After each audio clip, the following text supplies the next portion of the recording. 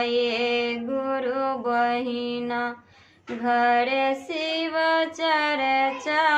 होई है रे कगबा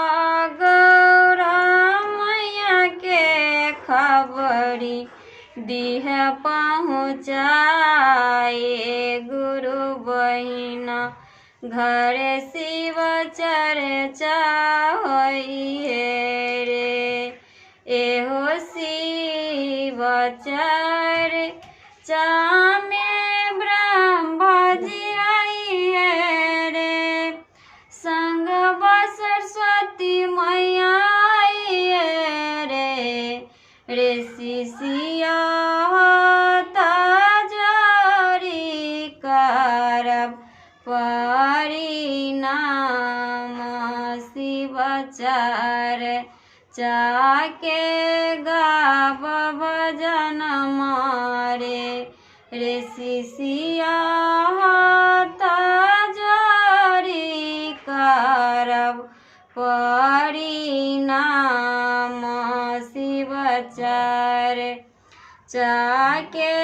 गाव भजन मारे उड़ी उड़ी कगब तू देव घर बजाइए रे कगब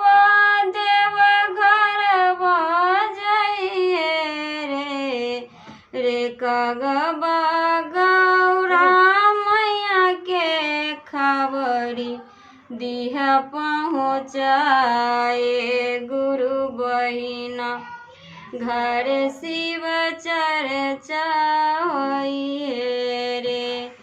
एहो शिव चर्चा